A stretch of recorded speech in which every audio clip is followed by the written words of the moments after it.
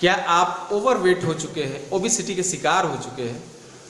क्या आपने सारे ट्रिक्स टेक्निक्स अप्लाई करके देख लिया, सारे डाइट्स ट्राई करके देख लिए, सारे नुस्खे आजमा लिए, jogging, walking, exercise, Zumba, aerobics, सोना बेल्ट, यहाँ तक कि ट्रेडमिल भी खरीद दिया, बट वजन कहीं हिल नहीं रहा? तो आप बिल्कुल सही वीडियो देख रहे हैं और आप इसे अंत तक ज़रूर देखिएगा, क्योंकि आज मैं बात करने वाला हूँ everything about fat, principle of fat, how what is the physiology of fat gain. Hi दोस्तों, मेरा नाम एम के ठाकुर है। I am a sports nutritionist and fitness trainer. तो चलिए वीडियो को शुरू करते हैं। सबसे पहले ये समझते हैं कि फैट एक्यूमुलेट होता क्यों है। तो जब हम कोई खाना खाते हैं वो कैलोरीज में कन्वर्ट होता है और हमारे बॉडी में उसकी डे टू डे रिक्वायरमेंट होती है। जो भी फूड से जो कैलोरी एक्सट्रैक्ट होती है वो ग्लूकोज उसको कहते हैं, एंड फॉर्म इज ग्लूकोज। तो हमारे ब्लड में ग्लूकोज जाता है और वो कन्वर्ट होता है ग्लाइकोजन में। Glycogen is stored form of energy for body जब इमरजेंसी सिचुएशन में बॉडी उसको रिलीज करती है। तो दो तरह के ग्लाइकोजन होते हैं, एक मसल ग्लाइकोजन एंड एक लीवर ग्लाइकोजन। मसल ग्लाइकोजन की कैपेसिटी जो होती है in sedentary people is around 300 to 400 grams और लीवर ग्लाइकोजन की जो कैपेसिटी होती है वो 100 to 120 ग्राम। तो हमारे ब्लड स्ट्रीम में जो एक्स्ट्रा ग्लूकोज है after filling muscle glycogen and liver glycogen, तो बचा हुआ जो ग्लूकोज है that will get converted into adipose tissue, जिसे फैट कहते हैं। नाउ फैट एक्यूमुलेशन ये बॉडी का बहुत इंपॉर्टेंट फंक्शन है जो कई हजार साल से चला आ रहा है। लाइक इन प्रिमिटिव एज, जब लोगों के पास खाना नहीं हुआ करता था, लोग शिकार करते थे और ये बहुत अनसर्टेन होता था कि कल भोजन मिलेगा कि नहीं। उस केस में बॉडी ने एक स्ट्रैटेजी को अप्लाई किया जो भी फूड से एनर्जी मिलती थी, कैलोरीज में कन्वर्ट होता था, उसका एक हिस्सा बॉडी फैट के एक्यूमुलेशन में रखती थी। Fat is a currency, energy currency for body. जैसे हमारे लिए करेंसी सोना है, पैसा है, एसेट्स है, उसी तरह बॉडी के लिए जो करेंसी है वो फैट है। वो फैट को बॉडी तब रिलीज करती है when there is scarcity of food, emergency situation, right. लेकिन फॉर्चुनेटली आज हमारे पास खाना तो बहुत है, बट बॉडी उसी प्रिंसिपल को आज भी फॉलो करती है। तो पहला प्रिंसिपल यही है कि जो सरप्लस कैलोरीज होंगी, जो सरप्लस ग्लूकोज होगा, that will get deposited into fat. दूसरा प्रिंसिपल, दूसरा पॉइंट पे हम बात करते हैं। Second is body type. आपने कभी गौर किया है कि कुछ लोग जो होते हैं एक रोटी खाते, कहते हैं मैं आधी रोटी खाता हूँ, फिर भी वेट बहुत ज़्यादा है ना। कुछ लोग हैं जो 10-10, 12, 20 चपाती रोटी खा रहे हैं, फिर भी उनका बॉडी एकदम लीन बना हुआ है। ये कैसे होता है? तो दिस इज द प्रिंसिपल कि जो बॉडी टाइप है, 3 कैटेगरीज की जो बॉडी टाइप है, उसमें पहला है that is ectomorphic. Ectomorphic body type, जिसमें बॉडी का मेटाबॉलिज्म जो है काफ़ी हाई होता है। उसमें जो भी कैलोरीज बॉडी रिलीज करती है, एक्सट्रैक्ट करती है, उसका मेजर हिस्सा बॉडी अपने डे टू डे फंक्शंस को परफॉर्म करने के लिए यूज़ कर लेती है और बहुत कम हिस्सा फैट के एक्यूमुलेशन में बेचती है। Second body type is mesomorphic body type. ये जो बॉडी टाइप है ये जनरली वैसा बॉडी होता है जिसमें लीन मसल्स की क्वांटिटी काफ़ी ज़्यादा होती है, और जिस बॉडी में लीन मसल्स ज़्यादा होंगे उसका मेटाबॉलिक रेट यानी कि BMR, बेसल मेटाबॉलिक रेट, वो हाई होता है। उसमें कैलोरीज का कंजप्शन ज़्यादा होता है और ये जेनेटिक भी होता है। जिनका फ्रेम बड़ा होता है, जो लंबे चौड़े देखने में दिखते हैं, उनमें फैट का एक्यूमुलेशन बहुत कम देखा गया है। तीसरा और आखिरी जिसके बारे में हम लोग चर्चा करेंगे that is endomorphic body type. In body type में जो मेटाबॉलिक रेट है बॉडी का वो काफ़ी लो होता है और अगर हम थोड़ा भी खाते हैं तो उसका भी कुछ हिस्सा वो बॉडी फैट में एक्यूमुलेट करती है। वही लोग होते हैं जो आधी रोटी खाने के बाद भी मोटे हो जाते हैं, है ना। तीसरे प्रिंसिपल की बात करते हैं, दैट इज मेडिकल कंडीशन। आपने देखा होगा आफ्टर लाइक पोस्ट सर्जरी या पोस्ट डिलीवरी लोगों का वेट जो है बढ़ना शुरू हो जाता है।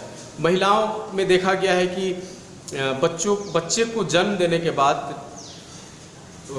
ऑपरेट करने के बाद उनका वेट जो है बढ़ने लगता है काफ़ी तेज़ी से। उसमें यही एक कारण है कि मेटाबॉलिज्म उनका डिस्टर्ब हो जाता है और फैट का एक्यूमुलेशन बढ़ जाता है। उसी तरह से एक केस है जिसे कहते हैं हाइपोथायराइडिज्म। ये थायराइड का एक केस है जिसमें कि मेटाबॉलिज्म स्लो हो जाता है। Thyroid is hormone is generally responsible for maintaining the metabolism of body. वो डिस्टर्ब हो जाता है और बॉडी मेजर हिस्सा जो कैलोरी का है, एनर्जी का है, वो फैट में एक्यूमुलेट करना शुरू कर देती है और इतना कैलोरी भी अपने लिए नहीं रख पाती जितना कि डे टू डे परफॉर्मेंस को करने के लिए ज़रूरी है। ऐसे लोगों को बहुत जल्दी फटीगनेस आ जाती है, थकान सी रहती है और बहुत कमज़ोर फील करते हैं वो। This is because of low BMR, low metabolic rate. फिर है हमारा wrong food composition.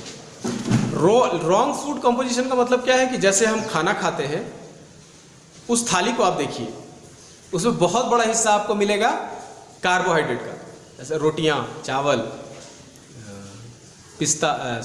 Pasta, noodles, ये सारी चीज़ें क्या है, कार्बोहाइड्रेट का बहुत बड़ा सोर्स है। लेकिन प्रोटीन का सोर्स क्या है फूड में? एक छोटा दाल अगर हम चावल के साथ खा रहे हैं, रोटी के साथ, दैट इज बहुत थोड़ा सा हिस्सा प्रोटीन का मिल गया, but that is not at all sufficient for body. और अगर आप वीगन है या वेजिटेरियन है तो ऐसे ही स्कार्सिटी हो गई प्रोटीन की। और फाइबर तो है तो बहुत अच्छी बात है, तो ज़्यादातर होता भी नहीं है। तो इस केस में क्या होता है कि अगर सिंपल फॉर्म ऑफ कार्बोहाइड्रेट अगर हम लेते हैं तो वो बहुत फास्ट डाइजेस्ट होता है। इतना फास्ट वो डाइजेस्ट होता है कि ब्लड में ग्लूकोज फ्लडेड हो जाता है और उसको स्टोर करने के लिए पूरे बॉडी के सारे सिस्टम लग जाते हैं। पैंक्रियाज बहुत सारा इंसुलिन सिक्रेट करती है, मसल ग्लाइकोजन फुल होता है, लिवर ग्लाइकोजन फुल होता है, फिर भी ब्लड में वो ग्लूकोज बचा रह जाता है जो कि फिर फैट में कन्वर्ट हो जाता है ना। इसके बाद बात करते हैं इनएक्टिविटी। जनरली आज क्या है कि लोग नाश्ता करके ऑफिस चले गए, लंच वहीं किया, रात का खाना खाए और सो गए या फिर टीवी देख रहे हैं। तो इनएक्टिविटी, जब भी बॉडी रिलैक्स फेज पे होती है, यानी कि ऑक्सीजन का कंजप्शन जब बॉडी में नॉर्मल होता है या अच्छा होता है, तो सोर्स ऑफ एनर्जी बॉडी का वो प्राइमरी होता है फैट से। यानी कि primary source of energy for body while relaxing is fat.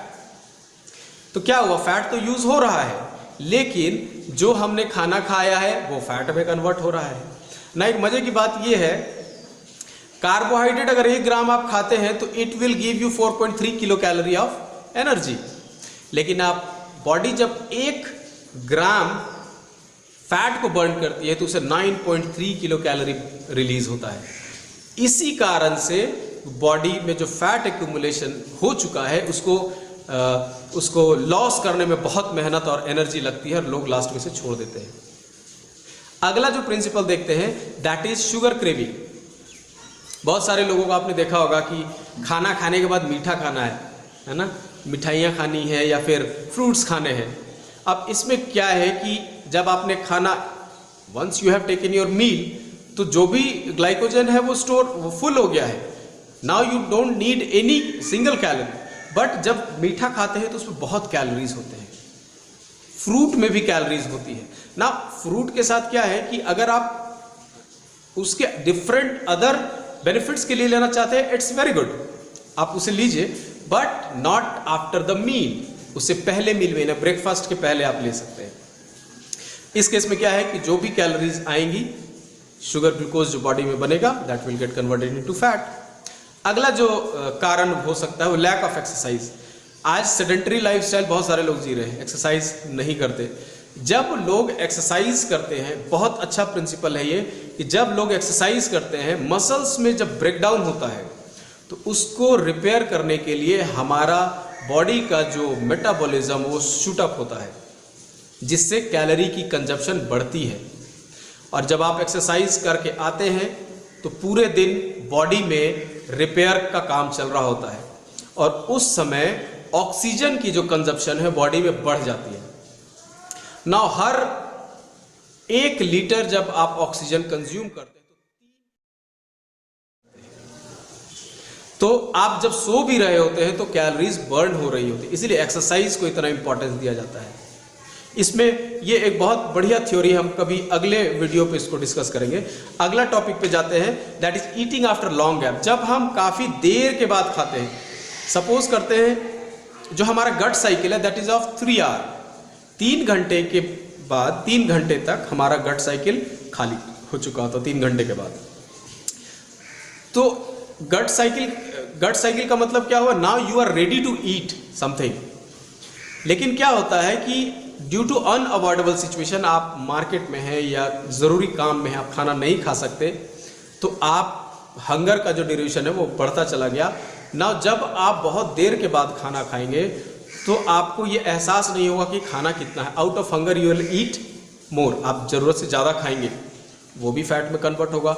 Now इसका दूसरा एक प्रिंसिपल ये है कि जब आप देर तक से खाना खाते हैं तो लगातार ये काम करते हैं आप, तो ब्रेन एक सिग्नल भेजती है बॉडी को कि there is scarcity of food. तो जब कभी भी आप खाएंगे तो उसका एक मेजर हिस्सा body will take out and store it as a fat. अगला जो प्रिंसिपल है that is improper food habit, मतलब हम कुछ भी खा रहे हैं, soft drinks and cold drinks, ये एम्प्टी कैलोरीज होती हैं। हमारा पेट तो नहीं भरता बट ग्लूकोज बहुत ज़्यादा सप्लाई होता है बॉडी में जो कि फैट में कन्वर्ट होता है। एंड फैट, जो फैट लॉस का डाइट कर रहे हैं उनके लिए ये है कि एक डाइट में आप फैट को लॉस नहीं कर सकते अगर आप एक्सरसाइज नहीं कर रहे हैं या इंटेंसिटी के साथ आप जॉगिंग या वॉकिंग नहीं कर रहे हैं। रीजन बिहाइंड दिस इज कि body acts like a stabiliser. आप जितना भी, आप अगर कम कैलोरी ले रहे हैं तो बॉडी उस कैलोरी पे अपने आप को एडजस्ट कर लेगी ना। क्या होता है कि जब हम डाइट पे जाते हैं हमें नहीं पता होता है कि कितनी कैलोरीज कट ऑफ करनी है, कितना दिन तक ये करना है।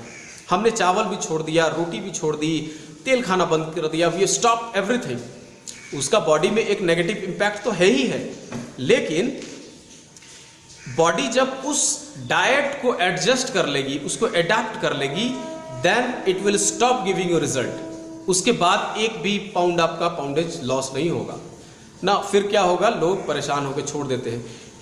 हमारी बॉडी को कुछ समय लगता है उस डाइट को समझने में, उसको रिस्पॉन्ड करने में।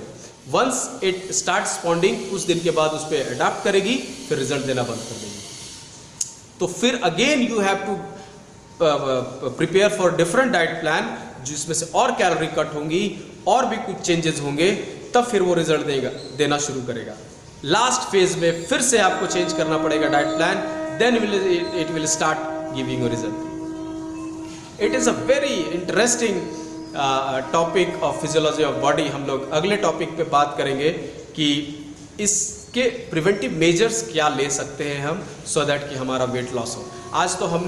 आज हमने बात की कि how body works, how body reacts after getting calorie, physiology. मुझे उम्मीद है कि ये आपको बहुत पसंद आया होगा और इसी के साथ इस वीडियो को अंत करते हैं और अगले वीडियो में हम, till then goodbye and जय हिंद।